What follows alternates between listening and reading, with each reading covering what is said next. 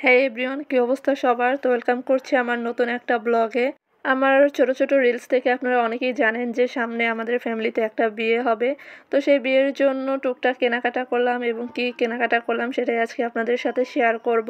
প্রথমেই দেখতে পাচ্ছেন এখানে হচ্ছে হলুদের কাপড় দেখাচ্ছে। আমরা এখানে হলুদের কাপড় কিনতে এসেছি, এছাড়াও আরো অনেক কেনাকাটা করেছি। তো পুরোটা দেখতে পুরো ভিডিওর সাথে থাকবেন। প্রথমে হচ্ছে আমরা এই যে হলুদের কাপড় ডিসাইড করতেছি যে কোনটা নেব। তো ভাই এখানে অনেকগুলো কাপড় দেখাচ্ছিল আর আমরা হচ্ছে চুজ করতেছিলাম যে কোনটা আমাদের পছন্দ হয়। তো সবগুলো বাছাবাছির মধ্যে আমাদের হচ্ছে কাপড় পছন্দ হয়ে গেল। তো আমরা এখান থেকে হলুদের কাপড় নিয়ে নিলাম। আসলে এই ভাইয়ের দোকানের সবগুলো কাপড়ই অনেক সুন্দর ছিল। তো আমাদের এখান থেকে 3টে কাপড় পছন্দ হয়েছে, আমরা নিয়ে নিলাম। আর এবার আপনারাই ডিসাইড করুন তো আমরা কোন কাপড় 3টে নিয়েছি।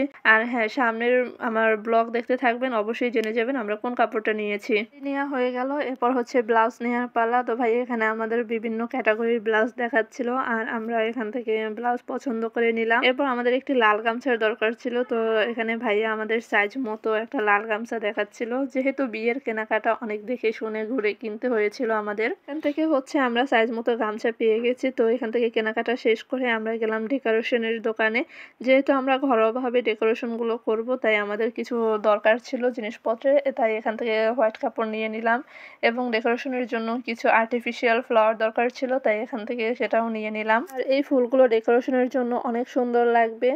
এই কাকার দোকানে হচ্ছে ডেকোরেশনের অনেক কিছুই পাওয়া যায়, তো আপনারাও চাইলে ওনার কাছ থেকে নিতে পারেন। এনার দোকান হচ্ছে পদ্মাবতীতে। আর এই কাঠের পুঁতিগুলো এগুলো ভালো লাগছিল, তো আমরা এখান থেকে এই পুঁতিগুলো এগুলো নিয়ে নিলাম। এখান থেকে কেনাকাটা শেষ করে আমরা আবার বাইরে যাচ্ছিলাম। তো এখানে চোখে পড়লো এই যে কাঁচা হলুদ, যেহেতু হলুদের প্রোগ্রাম তাই কাঁচা হলুদ তো অবশ্যই লাগবে, তাই কিছু কাঁচা হলুদ নিয়ে নিলাম। এরপর দেখতে আসলাম এই যে ডালাগুলো। তো ডালাগুলো তো এখান থেকে আমরা কয়েক ধরনের দেখলাম আর সিঙ্গেল কিছু ডালাও দেখছিলাম, কিন্তু এই ভাইয়ের দোকানে অনেক অতিরিক্ত বেশি দাম যাচ্ছিল, তাই আমরা অন্য একটি দোকানে গেলাম। এরপর আমরা চলে আসলাম পাইকারি ঘরে আর এখানে এসে একদম মন মতো ডালা পেয়ে গেলাম। একদম একটার ভিতরে সবকিছু থাকবে, তো রিজনেবল প্রাইসও ছিল। আর আমাদের হচ্ছে ডেকোরেশনের জন্য কিছু ছোট ছোট ডালা প্রয়োজন ছিল, তো এখান থেকে সুন্দর কিছু ডালাও পেয়ে এখান থেকে হচ্ছে আমরা এগুলো কেনাকাটা করে নিলাম। এরপর কিছু কসমেটিক আইটেমের দরকার ছিল, তো সেটাও এই দোকান থেকে কিনে নিলাম। এখান থেকে হচ্ছে আপনারা বিয়ের A to Z সব পাবেন, সবকিছু। আর এই হচ্ছে বিধ্বস্ত আমি, কেনাকাটা করতে করতে একদম অবস্থা খারাপ।